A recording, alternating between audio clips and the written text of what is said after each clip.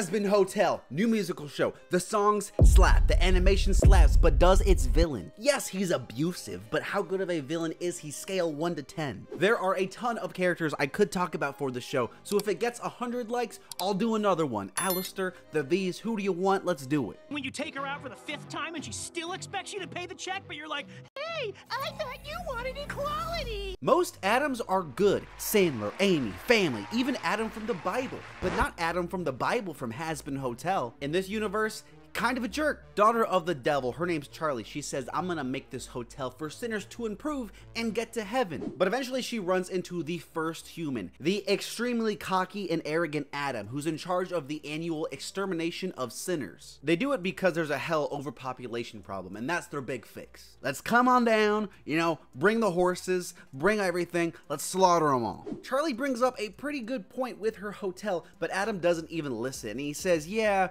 we could explore the hotel's potential, but killing sinners, I don't know, it's just too much fun. So then he says, yeah, you know, a year, kind of a long time. Let's do 6 months instead. How's that? Bye. I've reviewed over 200 villains, and I think Adam is the biggest douche of the group. He's awful just because he thinks it's funny and entertaining. But also, it makes complete sense that the first human, right, to get into heaven, the first human ever, would become this really arrogant guy that in his eyes can do no wrong. It's a simple motive. Yeah, but I think that kind of makes it funnier. The fact that everything he does is just to screw other people because he thinks it's funny. You don't get that kind of villain every day, I'll tell you that. But it's such a bummer, man. Everything down there is just so, you know?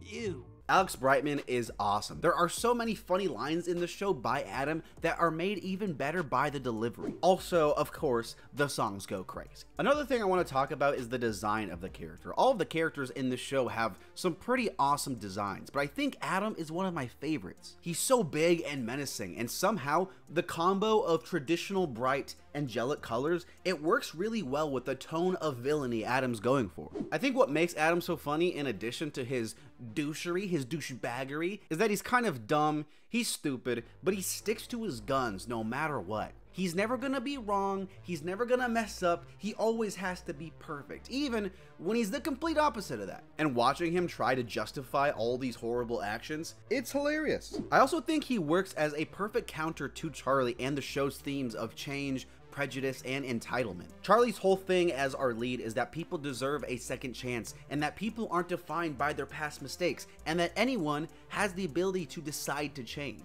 Adam thinks nobody can change, and that hell and heaven is the perfect system of giving people what they deserve, which is ironic because while he at one point might have been good, the Adam we see, he doesn't deserve anything. He doesn't deserve heaven. Definitely not more than characters who are quote-unquote sinners like Angel Dust and Serpentious. It feels like he's in the top 1% who benefits from a system and therefore refuses to see it change despite all the damage it does to the other 99%. So as a joke, he's funny, but in the story, his contrast to Charlie just furthers the show's themes and concepts, and I think that's what makes him a really well done and effective villain. Fire. What?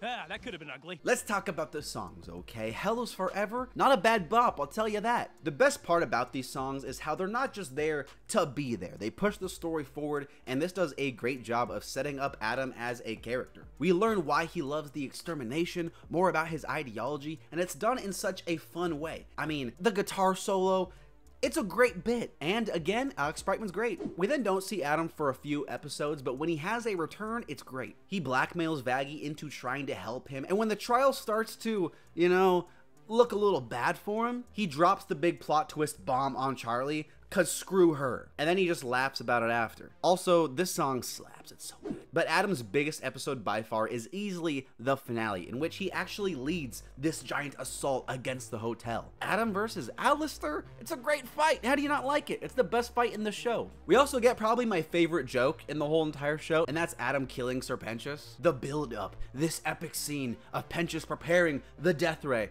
only for Adam to kill him in like a second. That's a hilarious bit. One of the only times in the show I audibly laughed out loud. The delivery of that line right there, it's terrific. I'll admit, I'm not the biggest fan of Lucifer coming in at the end to clean up Adam and save the day. Seems a little anticlimactic, and I would have preferred Charlie or Alistair or someone just more connected to Adam to actually get the last blow on him. Yeah, Nifty gets the real final blow, but you know, I'm not a fan. Regardless though, he's a very memorable character in the show, and I'd say he works really well as a villain.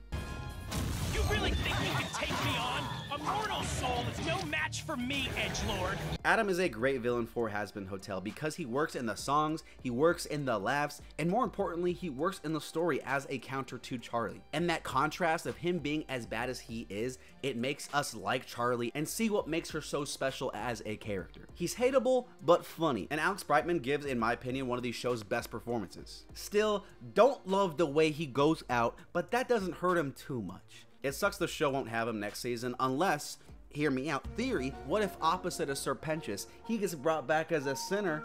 What about that? If you thought I was gonna give Adam a bad score, hide away from me, okay? I'm giving him a 7. Oh, this fight was cute and all, but it's time to die with the rest of them. Thanks so much for watching New Villain Review all the time. If this video gets 100 likes, I'll do Alistair, I'll do the V's. Let me know in the comments which one you want. Thanks for watching. I'll talk to you later. Hit subscribe. Their love is vile and blasphemous. Hot as fuck, though.